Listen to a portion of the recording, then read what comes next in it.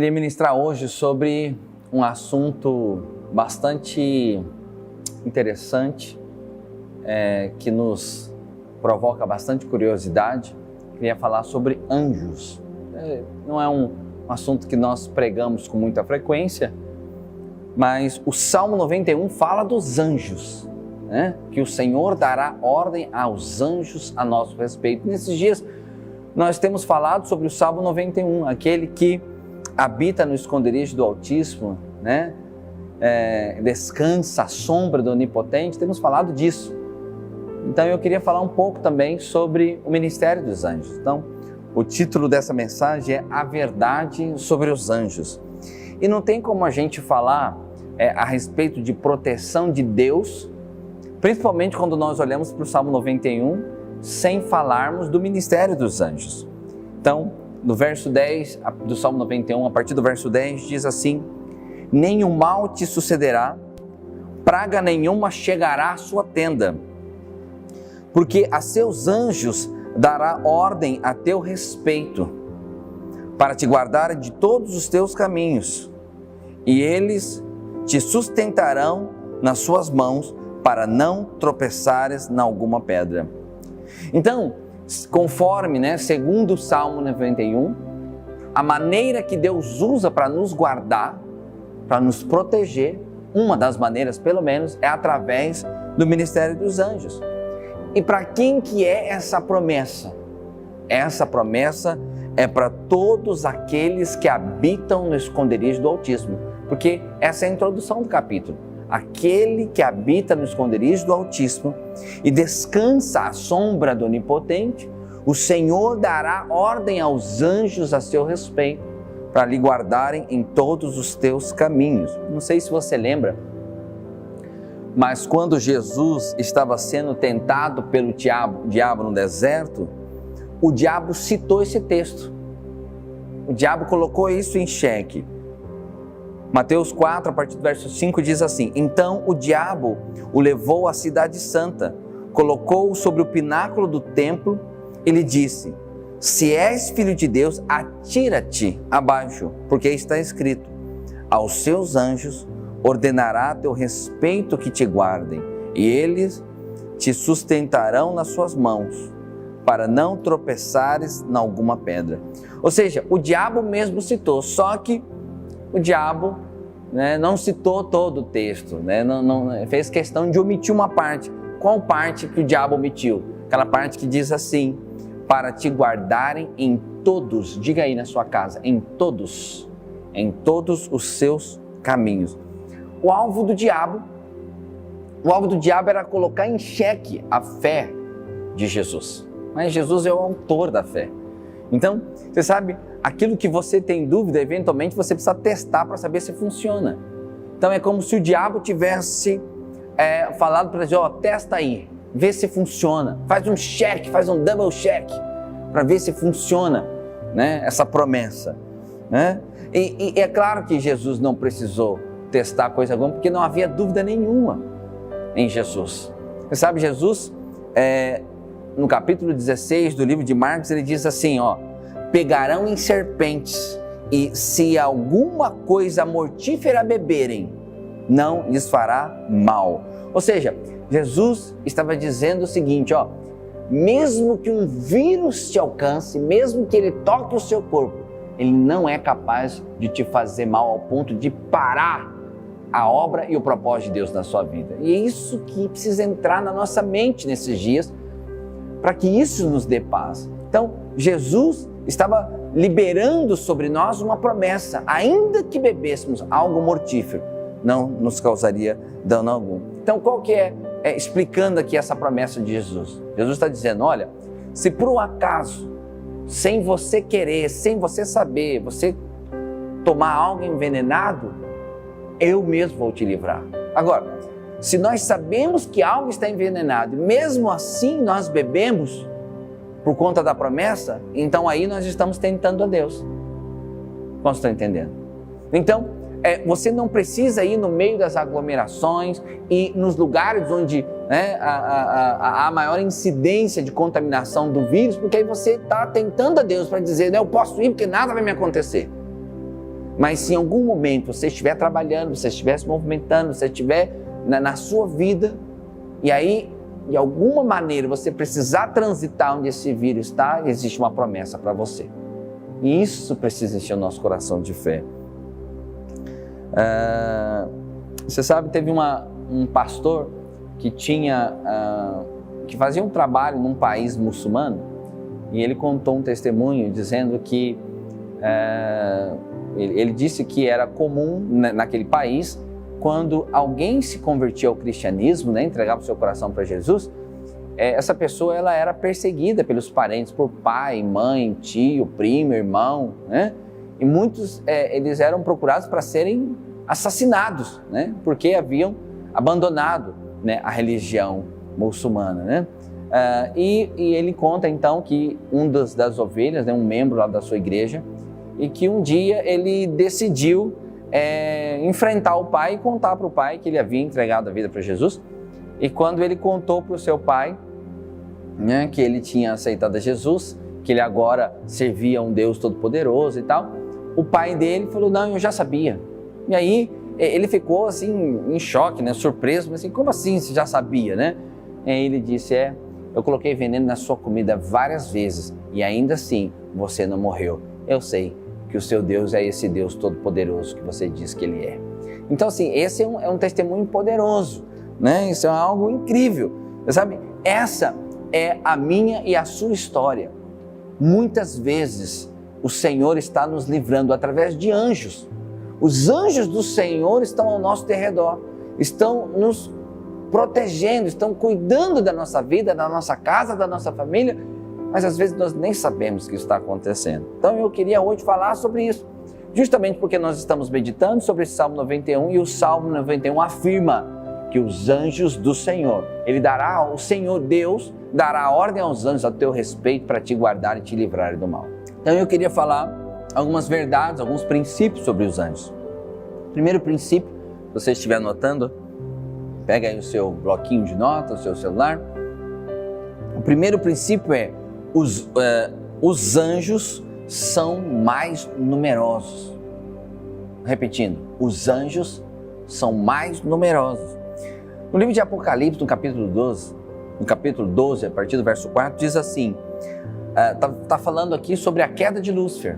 E o texto diz assim: a sua cauda arrastava a terça parte das estrelas do céu, as quais lançou para a terra.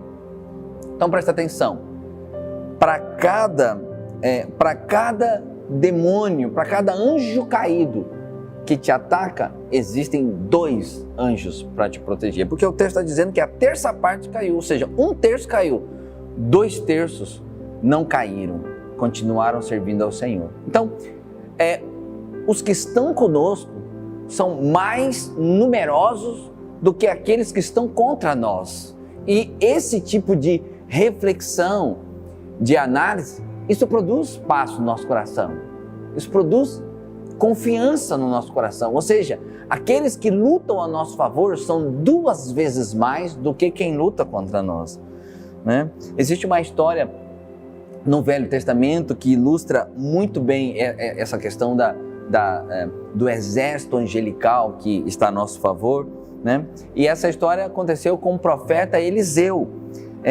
Havia uma grande guerra entre Israel e a Síria. E era muito interessante que o rei da Síria estava o tempo todo tentando fazer emboscada contra o rei de Israel. Então eles planejavam acampar num vale, atrás de uma colina, alguma coisa, mas o Senhor, através de Eliseu, avisava o rei de Israel e eles então mudavam a rota e davam um jeito, e a Síria nunca conseguia realmente emboscar o povo de Israel.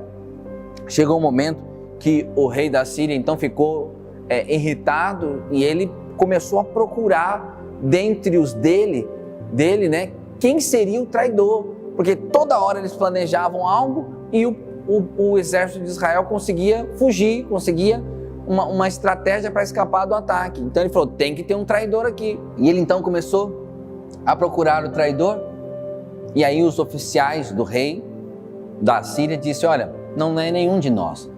existe um profeta chamado Eliseu, que o Deus dele revela para esse profeta o que o Senhor planeja lá dentro do seu quarto, as portas fechadas. Então esse profeta avisa o exército de Israel e por isso que eles conseguem escapar, né? Então o rei falou, então nós temos que fazer uma emboscada contra esse profeta, vamos cercar esse profeta. Então ficaram sabendo que o profeta estava numa cidade, então cercaram a cidade, e quando o servo do profeta, né, o servo de Eliseu, chamado Geazi, quando ele acordou bem cedinho e logo ele viu que toda a cidade estava cercada, que todo o exército da Síria estava ali para emboscar um homem só. Eles queriam pegar o profeta Eliseu. E aí o Geazi então procura Eliseu e fala, mestre, o que faremos? A cidade está cercada, né?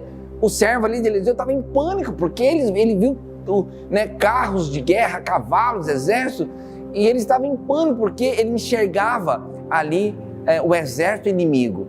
E aí então Eliseu falou, calma filho, calma, porque...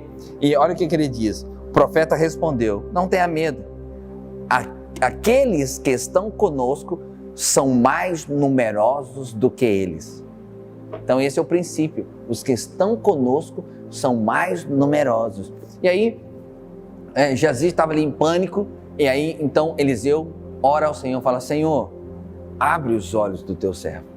E aí Deus abre os olhos do servo lá do Geazi, e ele então agora começa a enxergar. Então ele enxerga muitos carros de guerra, carruagens de fogo, né, que são o exército angelical ali guardando Eliseu ali na cidade. Então, e ali, né, o Deus deu um grande livramento para Eliseu, porque Deus então cegou o exército inimigo, e aí a história desenrola. Não quero aqui me aprofundar muito na história, mas o interessante é que Eliseu orou e falou, Deus, abre os olhos do meu servo, abre os olhos desse servo aqui, natural, que não consegue enxergar o mundo espiritual. Então, você consegue, analisando a história toda, você consegue perceber por que era tão diferente a percepção assim, o pânico de Geazi e a calma de Eliseu. Por quê? Porque eles enxergavam coisas absolutamente diferentes. Nós, no tempo da tribulação, precisamos abrir os nossos olhos espirituais para crer que aqueles que estão conosco são mais numerosos do que os que estão contra nós. Ou seja, os anjos do Senhor a nosso favor são mais numerosos do que qualquer praga, de qualquer pandemia que possa tentar alcançar a minha tenda. E isso precisa encher o seu coração de fé, precisa fortalecer. Vamos dizer algo junto? Diga aí, diga assim, o exército do Senhor que está sobre a minha vida, sobre a minha casa, é mais numeroso do que esta pandemia, do que qualquer praga que tentar chegar sobre a minha casa. Amém, irmãos? Isso tem que encher o seu coração. Então, esse é o primeiro princípio.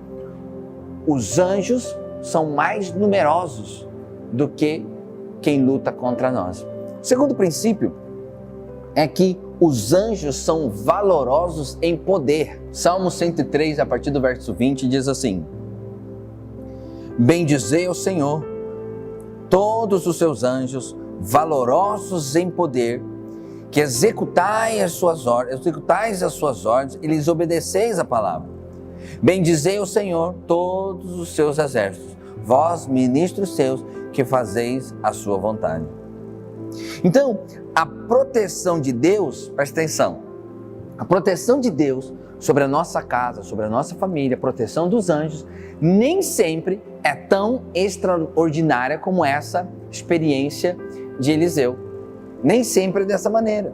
No entanto, isso não muda o fato que os anjos do Senhor acampam ao redor daqueles que o temem. Que os anjos do Senhor estão militando a nosso favor, estão nos protegendo. Você precisa entender. Sei que nós não falamos tanto sobre o ministério dos anjos, precisamos falar mais. Mas você precisa compreender isso. Os anjos do Senhor, por conta da ordem de Deus, estão te guardando a sua casa e a sua família. Então, como isso é tão espontâneo, né, o cuidado de Deus através dos anjos, muitas vezes nós nem percebemos. Eu me lembro que certa vez eu vi uma história, não sei se essa história realmente aconteceu ou é apenas uma parábola, uma ilustração. Eu vi uma história que 2 jovens vieram à frente contar o testemunho. E um desses jovens, o primeiro que veio à frente, então o testemunho dele era o seguinte: ele foi fazer uma viagem e nessa viagem, né, ele passou por um buraco, perdeu o controle do carro e ele capotou esse carro ali várias vezes, 4, 5, 6 vezes, o carro deu perda total.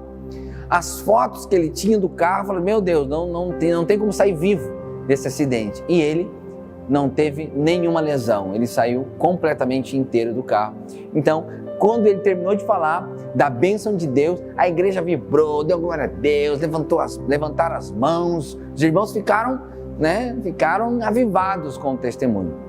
O segundo, que veio contar o testemunho logo depois, ele falou, olha, eu também fui fazer uma viagem, meu testemunho é que eu fui e eu voltei e não aconteceu nada. Eu estou aqui para a glória e honra do Senhor Jesus. E parece que os irmãos não vibraram tanto, né? Não deu muito ibope. Mas eu te pergunto, quem teve a experiência mais poderosa? Eu sei que talvez isso possa gerar uma certa discussão, mas deixa eu te falar. Esse irmão que foi e voltou, não aconteceu nada, ele desfrutou de uma proteção e de uma guarda completa dos anjos sobre a sua vida. Isso é muito poderoso. Às vezes a gente tende a não valorizar esse tipo de experiência. Às vezes você acorda e dorme e não acontece nada, né, que você tenha visto ou percebido e parece que você não foi livre, que você não foi livrado, que você não foi protegido. Na verdade, você foi tão protegido que você nem percebeu que tipo de ataque maligno estava te cercando e te envolvendo. Quanto que os anjos te protegeram. E isso é muito precioso. Então presta atenção, os anjos, qual que é esse segundo princípio? Que os anjos são poderosos. Então, os anjos são criaturas tão poderosas que em 2 Reis, no capítulo 19, havia também uma guerra da Síria contra Israel, e o rei Ezequias orou e algo chocante aconteceu. Ele estava cercado e o rei então orou para que Deus o livrasse. E o capítulo 19 de 2 Reis, no verso 35, diz assim: então, naquela mesma noite, saiu o anjo do Senhor e feriu no arraial dos assírios 185.000. E quando se levantaram o restante pela manhã, eis que todos estes eram cadáveres. Ou seja, um único anjo, atendendo a uma direção de Deus, por conta da oração do rei, um único anjo matou 185.000 guerreiros. Então, esse é o segundo princípio. Os anjos do Senhor são poderosos, são valorosos, poderosos. Então, você saber que aqueles que estão a seu favor, guardando a sua casa, guardando a sua família, que eles são mais numerosos e são absurdamente poderosos, indizivelmente poderosos, isso precisa encher o seu coração de paz e de descanso. Oh, aleluia! Por isso que o Salmo 91 fala que ele dará ordem aos anjos. Você precisa tomar posse disso, você precisa declarar essa verdade, que os anjos do Senhor estão guardando a sua casa e a sua família. O terceiro princípio que eu queria falar sobre os anjos é que nós precisamos ter a consciência dos anjos. Então, sobre os anjos, há pelo menos 2 coisas que nós precisamos lembrar. Primeira, que o texto diz assim, que o Senhor, que Deus dará ordem aos anjos. Vamos lá, verso 11. Porque aos seus anjos dará ordem ao teu respeito para te guardarem de todos os teus caminhos. Presta atenção, quem que dará ordem aos anjos? Quem que dará essa ordem? Deus. Então o texto está dizendo que Deus é que dará essa ordem aos anjos. Então, eu e você não precisamos nos preocupar em falar com o anjo. Não precisamos nos preocupar com isso. Nós não precisamos nos preocupar em saber nome de anjo. a não ser aqueles que estão na Bíblia para entender as histórias bíblicas. Nós não precisamos, por quê? Porque quem dará ordem aos anjos a nosso respeito é Deus. Amém, irmãos? Eu sei que, eventualmente, na internet, um irmão muito querido, muito precioso, conta que teve uma experiência com um anjo, conta que sabe o nome do anjo. Então, ok, nós não questionamos experiência de irmão nenhum, ok? Não questionamos isso. No entanto, eu não posso fazer uma doutrina em cima de uma experiência de um irmão, ou mesmo que sejam de vários irmãos, ok? Na palavra de Deus, não tem nada falando que nós deveríamos conversar com o anjo, conhecer o nome do anjo e nem dar ordem para anjo nenhum. Não tem nada falando disso. Então, esse é o primeiro princípio. Nós não precisamos nos preocupar, porque Deus mesmo é quem vai se encarregar de dar ordem aos anjos a nosso favor, a nosso respeito, para nos guardar em todos os nossos caminhos. Então, você percebe na palavra de Deus que até Jesus ficou debaixo desse princípio. Até Jesus se submeteu a esse princípio. Em Mateus, no capítulo 26, no verso 53, diz assim: acaso pensas que não posso rogar a meu Pai e Ele me mandaria neste momento mais de 12 legiões de anjos? Qual que é o cenário do texto? Judas veio trair Jesus, os guardas vieram então prender Jesus, e aí quando eles vieram prender Jesus, Judas já tinha dado beijo lá em Jesus, Pedro saiu com uma faca e cortou a orelha de Malcolm, num dos guardas. E então Jesus segura Pedro, fala: não é isso que nós vamos fazer. E aí Jesus cita, e aí ele cita isso: pensas que eu não poderia rogar ao Pai e Ele me mandaria 12 legiões de anjos? Você sabe, uma legião tem uma variação bíblica, depende do período da história, né? Mas uma legião é em torno de 6.000 homens, 6.000 soldados. 12 legiões seriam 72.000 soldados. Jesus está falando isso. Ou seja, Jesus era Deus. Jesus poderia falar: eu mesmo convocaria os anjos, mas Jesus fez questão de se submeter a esse mesmo princípio, dizendo que ele falaria com o Pai, e o Pai daria a ordem aos anjos a respeito dele. Então, esse é o primeiro princípio: você não precisa falar com anjo, nem saber nome de anjo. Então, mas o segundo princípio a respeito da consciência dos anjos é que nós precisamos estar mais conscientes da proteção dos anjos do que do ataque de Satanás. Então parece que tem irmãos que eles são tão curiosos a respeito do inferno, de batalha espiritual, e o nome de demônio, de um monte de coisa, que ele está mais consciente do exército maligno que está atacando do que o exército angelical que está protegendo.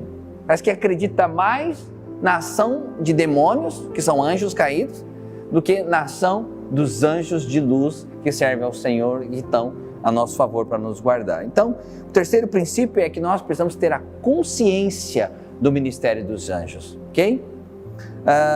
E por último, o quarto princípio, nós precisamos saber ativar os anjos a nosso favor.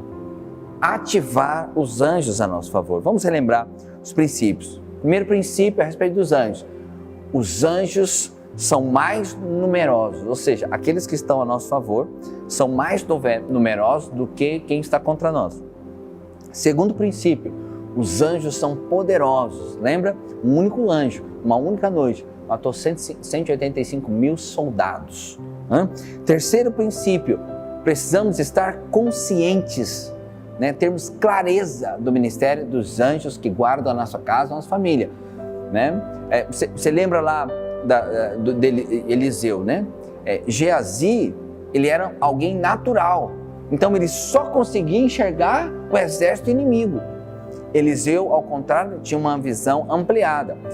Eliseu enxergava o exército inimigo, mas enxergava também o exército de Deus. Então, nós precisamos estar mais conscientes da proteção dos anjos do que do ataque inimigo. E por último, nós precisamos aprender ou desenvolver a ativação dos anjos. Deixa eu pôr um ponto aqui. É claro que eu já falei que nós não precisamos falar com os anjos nem dar ordem a anjos. Isso já está claro. No entanto, ainda assim, nós podemos ativá-los. como é que nós podemos ativar os anjos? Pelo menos de duas maneiras. A primeira é que nós ativamos os anjos quando nós louvamos, quando nós adoramos ao Senhor. Por quê? Porque em Salmo 34, verso 7, diz o seguinte: o anjo do Senhor acampa-se ao redor dos que o temem e os livra. Mas pastor, aqui está dizendo que o anjo acampa ao redor dos que o temem. E o Senhor está dizendo que o que ativa é a adoração. Pois é, mas Jesus nos ensinou, na perspectiva da nova aliança, que o verdadeiro temor não é o medo. O verdadeiro temor é a adoração. E quando que Jesus ensinou isso? Quando Jesus estava sendo tentado por Satanás. Então, Deuteronômio diz assim: o Senhor teu Deus temerás e a Ele servirás. Então, a expressão aqui da lei é que a Deus somente temerás, né? A Deus temerás e somente a Ele servirás. Mas quando Satanás estava tentando Jesus e levou Jesus para o pináculo do templo e mostrou todas as maravilhas do mundo e falou para ele que que Satanás falou: eu te darei todas essas riquezas, essas maravilhas, se prostrados me adorares. Então Jesus citou esse texto de Deuteronômio, só que Jesus fez uma modificação no texto, na perspectiva da nova aliança. Jesus disse assim: retira-se Satanás, porque está escrito: ao Senhor teu Deus adorarás e só a Ele darás culto. Ou seja, ele mudou o temerás para o adorarás, porque o verdadeiro temor é aquele que é fruto de intimidade e adoração. Então, quando nós adoramos ao Senhor, nós liberamos, nós ativamos a ação dos anjos a nosso redor, porque Ele acampa ao redor daqueles que o adoram. Por isso, meu irmão, ativa a sua adoração na sua casa. Liga aí o CD, põe a música. Se você toca um violão, toque ao Senhor. Na sua devocional, adore ao Senhor. Se em algum momento seu coração, você receber uma flecha de temor, de medo, seu coração se angustiar, o que eventualmente é natural por conta da nossa humanidade, mas se em algum momento isso alcançar o seu coração, qual que é a chave para você ativar os anjos ao seu redor? A adoração. Começa a adorar o Senhor. Canta: Tu és Senhor e Rei, governa sobre o universo. Começa a declarar. Canta, levanta a sua voz e declara, porque os anjos se acampam ao redor daqueles que o adoram, né? Substituindo aqui pela palavra temas. E a segunda maneira que nós temos de ativar o ministério dos anjos é confessando a palavra de Deus, porque, como nós já lemos no Salmo 103, verso 20, ele diz o seguinte: bendizei ao Senhor todos os seus anjos valorosos em poder, já lemos isso, e diz assim, que escutais as suas ordens e lhe obedeceis a palavra, ou seja, os anjos obedecem a palavra de Deus. Agora, qual que é a voz da palavra de Deus na terra? Diga: nós, a igreja é a voz da palavra de Deus na terra. Quando nós confessamos a palavra de Deus, nós falamos a palavra do Pai, os anjos ouvem e são movidos por isso, porque eles obedecem a essa palavra. Então, toda vez que você toma uma porção da palavra, toda vez que você toma um versículo, toda vez que você começa a confessar esses textos em fé, não é da boca para fora, não é como quem faz uma mandiga, não, como quem faz uma reza, não, é em fé, com o seu coração, com entendimento, com clareza. Quando você toma a palavra de Deus e começa a declarar sobre a sua casa, isso ativa os anjos. Por quê? Porque você se torna a voz de Deus na terra, porque você está falando a palavra de Deus e os anjos obedecem a palavra de Deus e os comandos do céu. Então, quando você confessa, você ativa os anjos na sua vida. Amém, irmãos? Então, faça isso. Então, como que você vai ativar, então, aí na sua casa nesses dias? Na sua devocional, nos tempos que você separar, adorando e confessando a palavra. Pega o Salmo 91, vamos confessar o Salmo 91, vamos confessar essa palavra. Eu sou aquele que me escondo no esconderijo do Altíssimo. Eu descanso à sombra do Onipotente. Eu estou debaixo das asas do Senhor. Declare isso, fala: olha, pode ser 1000 contaminados do meu lado, 10.000 do outro lado, mas eu não serei atingido, porque tem uma promessa de Deus sobre a minha casa, sobre a minha família. Declare isso, declare essa verdade. Irmãos, que nesses dias, concluindo, que nesses dias, a minha oração é a mesma oração de Eliseu: Senhor, abre os nossos olhos, para que nós possamos ver, enxergar o exército dos anjos que estão militando, que estão nos protegendo, que estão lutando a nosso favor. Que você possa perceber, que você possa ver, que você tenha olhos espirituais para ver os anjos do Senhor que estão lutando ao seu favor, que estão guardando a sua casa, que estão guardando a sua família. Exército, legiões de anjos que estão guardando a igreja na terra, a igreja no Brasil. E ainda que, como a palavra diz, né, mesmo sem eu saber, se algum veneno, alguma natureza, né, venenosa, ruim, se algo entrar dentro de mim, não me causará dano nenhum, porque eu tenho um propósito do céu para cumprir na terra, em nome de Jesus. E eu quero então encerrar essa reunião orando essa palavra com você. Abraça aí seu filho, sua esposa. Vamos orar juntos. Vamos liberar aqui uma palavra de fé. Vamos expressar um coração cheio de fé e de coragem para enfrentar essa crise, porque maior são os anjos que estão a nosso favor do que todos os vírus do planeta contra nós. Amém, irmãos? Vamos orar? Deus, em nome de Jesus, nós inclinamos o nosso coração para crer na Tua Palavra, para descansar na Tua Palavra. E nós cremos, ó Deus, que os anjos são mais numerosos, que os anjos são poderosos, que os anjos do Senhor estão nos guardando, como está prometido no Salmo 91, que o Senhor dará ordem aos anjos a nosso respeito.